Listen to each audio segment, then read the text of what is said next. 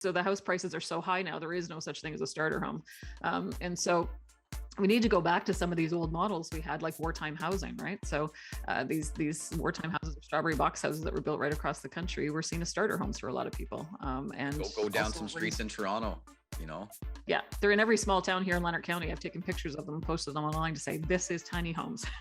So, and over the years through planning legislation, we actually made those types of housing units illegal, because we applied these minimum square footage requirements for homes like 1,000 square feet, and so it was illegal to build a tiny house. A stigma gets put over top of that, and then people become in despair before you even try to start fixing the problem. Like, oh well, there's no legislation, no, I can't put it anywhere, and then yeah, and I've had a few conversations with a variety of professionals from different backgrounds to try to figure out why that is over time. And I think there's a few factors. I think taxes and municipalities, obviously, the bigger the house, the higher the tax base you get. Per door units I've heard about from local elected officials. I think also NIMBYism started to apply as well, right? People wanted bigger is better, kind of became the mantra for housing in Canada.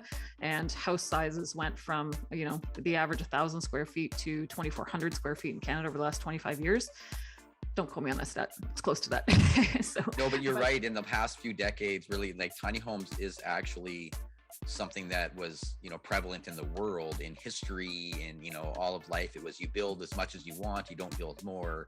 It only really started, especially in our countries, in these developed countries, in the last 100, 75, 100 years, where people started having enough money left over to start building bigger houses because they have more stuff, and then you build a bigger house. Mm-hmm.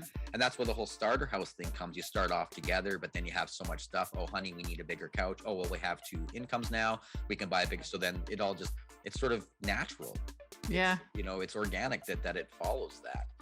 But it's not how we feel like it's always been this way, but it really, in history shows that we've always lived in small places. We've never really accumulated as many things as we do in these days in the States. Yeah.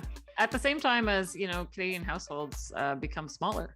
Hey there. Are you enjoying this conversation as much as I am? You can see the entire interview ad-free on Patreon, along with more great tiny home content. And that's not all. Subscribing as a patron, even at the basic level, makes you an official THAC member and gets you access to benefits not enjoyed by the general public. Check out our Patreon page here for more details.